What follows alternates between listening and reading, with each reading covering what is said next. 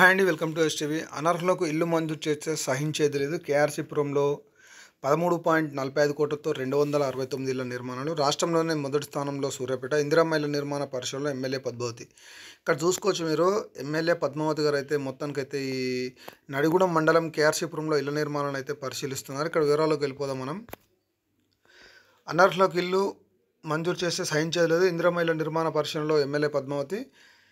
ఇందిరమ్మ ఇళ్ల మంజూరులో అర్హులైన వారు ఒకరిద్దరు మిగిలిన మలి విడతలో మంజూరు చేయాలని చెప్పేసి చెప్పడం జరిగింది. ఇక్కడ చూసుకోవచ్చు మీరు, మలి విడత అంటే ఏంటి అంటే, ఇప్పుడు ఏదైతే ఫస్ట్ విడతకు సంబంధించి ఇందిరమ్మ ఇండ్లు ఉన్నాయో, ఈ ఇందిరమ్మ ఇండ్లు ఒకరిద్దరు అంటే ఫస్ట్ ఫేజ్ సెకండ్ ఫేజ్ అంటే అక్కడ ఎన్ని ఇండ్లు కేటాయించారు, ఆ ఇండ్లు ఫస్ట్ ఫేజ్లో ఇచ్చిన తర్వాత మళ్ళీ చాలామంది అయితే మిగిలిపోతారు కాబట్టి వాళ్ళకు సెకండ్ ఫేజ్లో ఇవ్వాలని చెప్పేసి ఇక్కడ చెప్పారన్నమాట.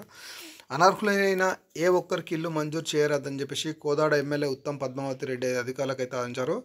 ఇందిరమ్మ ఇళ్ల పైలట్ ప్రాజెక్టు కాగిత రామచంద్రపురంలో చేపట్టిన ఇంటి నిర్మాణాలను మంగళవారం పరిశీలించారు. ఇందిరమ్మ ఇళ్ల పథకం మంజూరులో రాష్ట్రంలోనే సూర్యాపేట జిల్లా మొదటి స్థానంలో నిలిచిందని చెప్పేసి, జిల్లాలోనే కోదాడ నియోజకవర్గం ప్రతిభంగా ఉందని తెలిపారు. ఒక్కో కేఆర్సీపురం గ్రామంలోనే 13.45 కోట్లతో 269 ఇళ్ల మంజూరు చేయడం జరిగిందన్నారు. ఇందులో 93 ఇళ్లు బేస్మెంట్ దశలో ఉండగా మరో 26 ఇళ్లు గ్రౌండింగ్ దశ పూర్తి చేసుకున్నాయని చెప్పేసి అధికారులకు ఎమ్మెల్యేకి అయితే వివరించారు.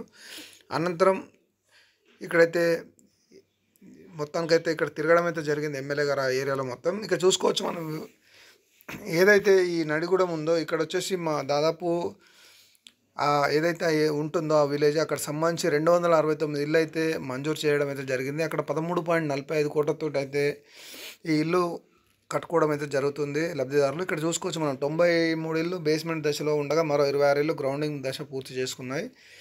అంటే ఇందిరమ్మ ఇళ్ళకి సంబంధించి ఏదైతే ఎంపిక చేసిన గ్రామాలు ఉన్నాయో, అంటే జనవరి 26 తారీఖు ఎవరికైతే మంజూరు పత్రాలు ఇచ్చారో అక్కడైతే పనులను అయితే ఎప్పటికప్పుడు ఎమ్మెల్యేలు, కలెక్టర్లు, అలాగే సెక్రటరీలు మొత్తానికైతే ఈ ఇండ్లకు సంబంధించి ఎప్పుడప్పుడు వర్క్ గురించి అయితే వాళ్ళకి ఎక్స్ప్లెయిన్ చేయడం అయితే జరుగుతుంది. అలాగే వర్క్ కూడా తొందరగా కంప్లీట్ చేసుకొని ఏదైతే ఈ విడతలుగా ఏదైతే డబ్బు ఉంటుందో, అంటే ఫస్ట్ సెకండ్ ఫేజ్ ఇట్లా అమౌంట్ ఏదైతే ఉంటుందో 3-4 విడతలు, అట్లా మీరు ఎంత తొందరగా కట్టుకుంటే అంత తొందరగా ఈ అమౌంట్ కూడా మీ బ్యాంక్ అకౌంట్లో వాళ్ళు వేయడం అయితే జరుగుతుంది.